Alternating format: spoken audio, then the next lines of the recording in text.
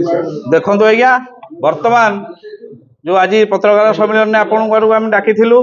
ये हाट ना माँ बिरजा प्रकल्प ना विधर्मी माने यदि जाजपुर सहर में मठ मंदिर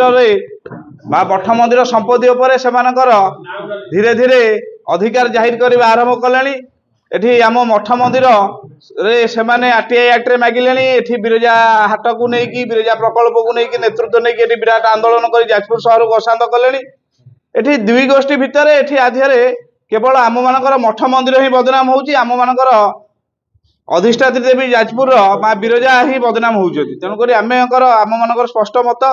ये कथा को तुरंत समाधान करा जाऊ जाजपुर सहर में जो भली भाव पुलिस फ्लैग मार्च आज कलानी काली 40 प्लाटून फोर्स रखिलानी ए जाजपुर सहर को अशांत न करा जाऊ एठी भाईचारार सहर एटार शांत परिवेश जो बिरजा प्रकल्प अच्छी हाटर समस्या अच्छी ताकू तुरंत समाधान कर जाजपुर सहर को शांति फेर मुख्यमंत्री बिरजा प्रकल्पर समाधान कर बिरजा प्रकल्पर